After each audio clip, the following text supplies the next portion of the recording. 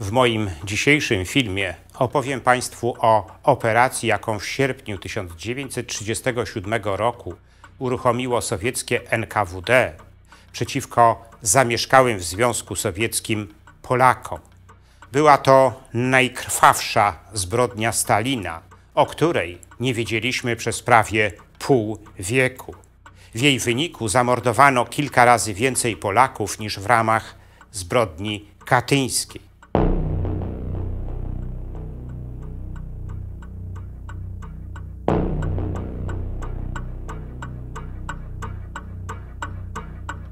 Jedenastego sierpnia 1937 roku szef sowieckiego NKWD Nikołaj Jeżow wydał rozkaz numer 00485.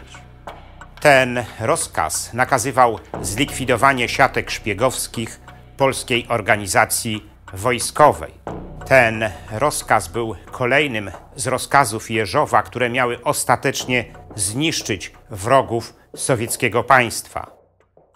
Polska organizacja wojskowa była tajną organizacją, która została utworzona w sierpniu 1914 roku z inicjatywy Józefa Piłsudskiego. W czasie I wojny światowej prowadziła szkolenia wojskowe dla polskiej młodzieży, a także działalność wywiadowczo-dywersyjną na tyłach rosyjskich wojsk. Jak szacują historycy, przez szeregi POW w czasie I wojny światowej mogło przewinąć się nawet 30 000 Polaków. Tak czy inaczej, POW miała swój wkład w odzyskanie przez Polskę niepodległości, ale jeszcze większą rolę POW odegrała w pierwszych latach po odzyskaniu przez Polskę niepodległości. Tysiące jej członków zasiliło kadry tworzonego Wojska Polskiego. Wielu byłych członków POW pełniło służbę w zarządzie II Sztabu Generalnego, czyli polskim wywiadzie, który działając na terenie Związku Sowieckiego odnosił wówczas spore sukcesy. Tak naprawdę szefowi NKWD, który wydał rozkaz numer 00485, wcale nie chodziło o walkę z POW, która już dawno nie istniała. Dla Jeżowa POW była symbolem wrogów sowieckiego państwa, których należało ostatecznie zniszczyć. A takimi wrogami w jego przekonaniu byli Polacy jako cała nacja. I dlatego właśnie rozkaz Jeżowa w praktyce miał objąć wszystkich Polaków zamieszkałych na terenie Związku Sowieckiego. Bez znaczenia było to, z jakich klas społecznych się oni wywodzili i jaką profesję wykonywali. Wszystkich uznano za wrogów sowieckiego państwa. Było to zupełnie nowe podejście w polityce sowieckich władz, które zazwyczaj identyfikowały swoich wrogów, dokonując analizy klasowej swoich obywateli. Tym razem to Polacy jako nacja uznani zostali za wrogów sowieckiego państwa. Tak naprawdę korzeni tego nowego podejścia w walce z wrogami sowieckiego państwa należy szukać na początku lat 30., gdy doszło do klęski głodu na sowieckiej Ukrainie. To właśnie wtedy w obiegu pojawiła się Polska Organizacja Wojskowa jako organizacja zagrażająca sowieckiej władzy na Ukrainie. Ta diagnoza bardzo szybko znalazła się w raportach ukraińskiego NKWD, które to raporty były wysyłane do centrali na Łubiance. Gdy jeden z takich raportów znalazł się na biurku Stalina, ten postanowił wykorzystać sprawę wrogiej działalności POW do uzasadnienia terroru wobec wszystkich zamieszkałych w Związku Sowieckim Polaków. W grudniu 1934 roku Nikołaj Jeżow wytypował do realizacji tego zadania odpowiedniego człowieka. Był nim służący w NKWD Polak posługujący się nazwiskiem Jerzy Sosnowski, który wcześniej miał być polskim oficerem i członkiem POW.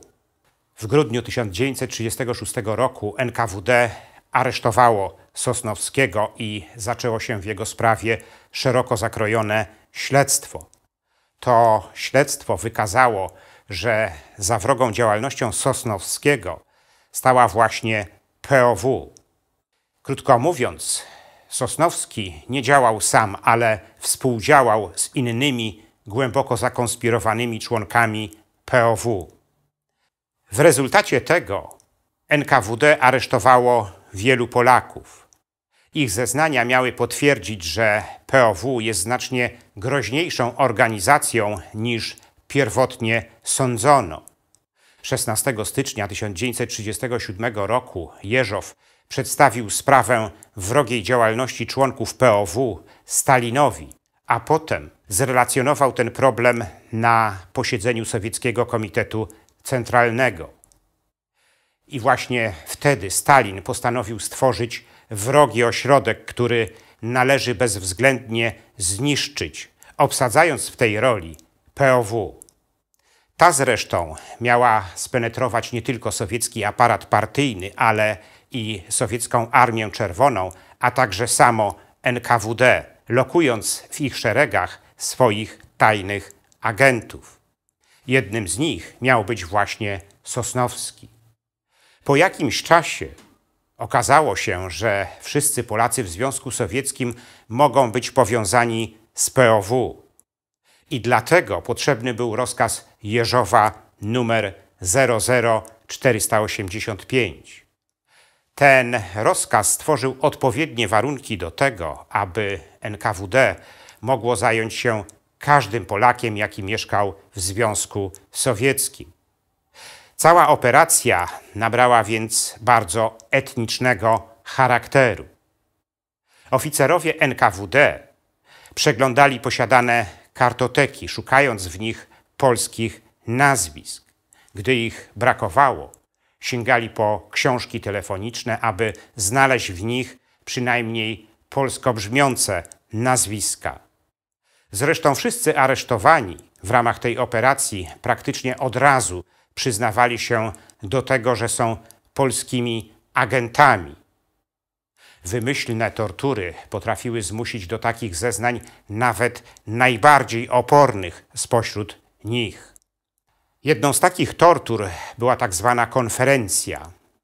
Polegała ona na tym, że zbierano większą ilość rzekomych polskich agentów, po czym jakiś NKWdzista brał jednego z nich i torturował go na oczach pozostałych.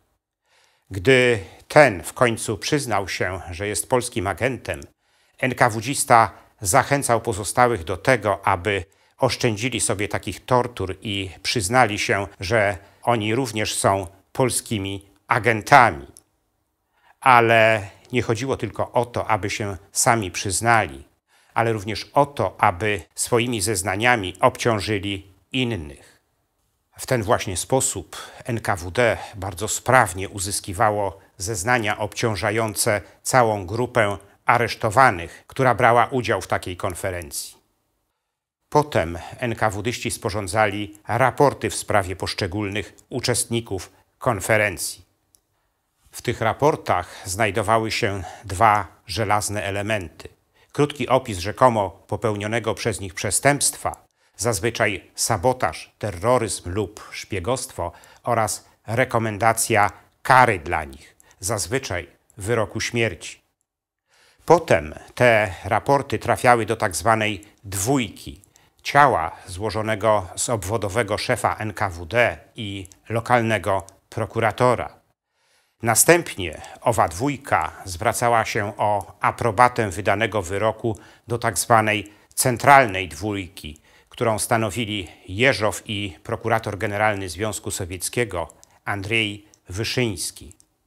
Aby to wszystko sprawnie się odbywało, Jeżow i Wyszyński otrzymywali tak zwane raporty zbiorcze, które miały formę albumów ze zdjęciami rzekomych polskich szpiegów. I ci je zatwierdzali. Ta albumowa metoda zatwierdzania wyroków miała zachować pozory rzekomej kontroli operacji przez najwyższe sowieckie władze. Dzięki takim metodom już w pierwszych dniach trwania tej operacji skazywano przeciętnie 2000 osób dziennie. Po 20 dniach trwania operacji Jeżow zameldował Stalinowi, że aresztowano 23 216 osób, z których większość została skazana na śmierć. Stalin skonstatował te wyniki lakonicznymi słowami: towarzysze, wykopujcie dalej i usuwajcie ten polski brud. Rozkaz numer 00485 pierwotnie miał obowiązywać jedynie 3 miesiące. Jednak sowieckie władze przedłużyły okres jego obowiązywania do prawie 2 lat. Efektem tego było aresztowanie 143 810 osób.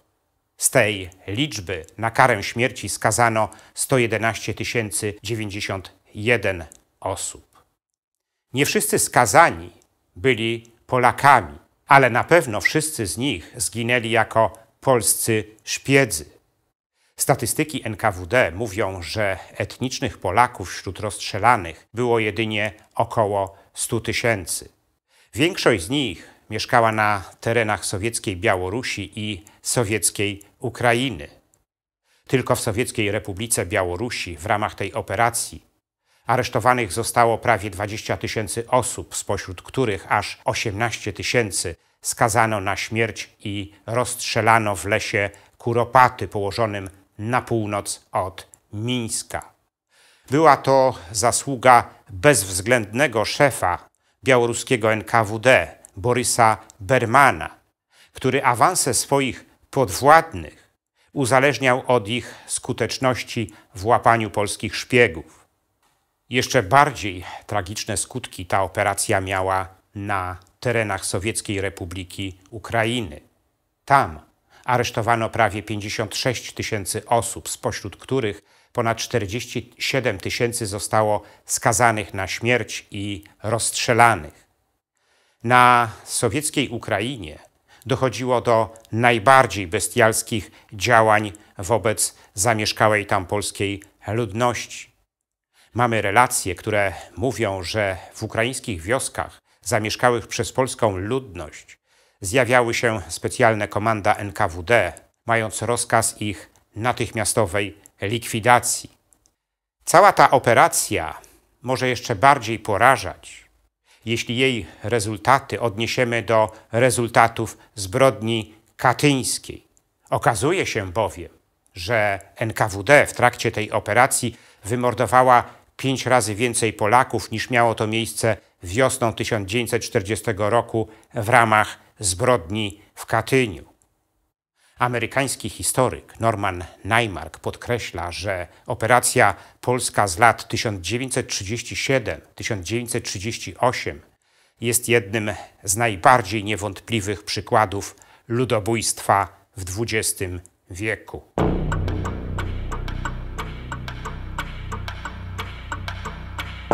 W moim następnym filmie przedstawię Państwu okoliczności śmierci generała Pattona, jednego z najbardziej legendarnych dowódców II wojny światowej.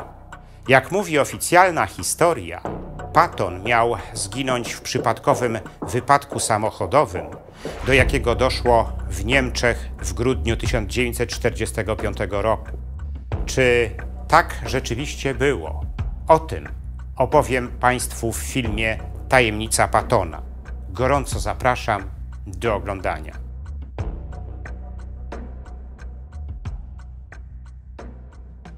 Dziękuję Państwu za liczne komentarze moich filmów oraz wpłaty. Gorące podziękowania składam Ius Memorie, czyli prawo pamięci, pierwszemu mecenasowi mojego kanału. Misją Ius Memorie jest udzielenie pomocy ludziom, którzy zostali niesłusznie skazani przez komunistyczny system za swój patriotyzm, za swoje poświęcenie dla ojczyzny i trafili do więzień, łagrów lub byli mordowani na mocy wyroków lub nawet bez nich. Dziękuję za wsparcie kanału Zakazane Historie srebrnym patronom, wśród których są pan Dariusz Kwoka, pan Grzegorz Łojko, kantorinternetowy.pl oraz biosna.pl. Zachęcam do dalszego wspierania mojego kanału. Wszelkie informacje na ten temat znajdziecie w opisie pod filmem.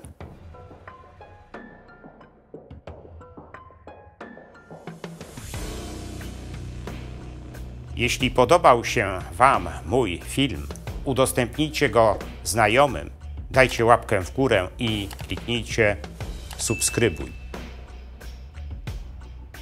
Lichwa to najnowsza książka profesor Miry Modelskiej-Critch.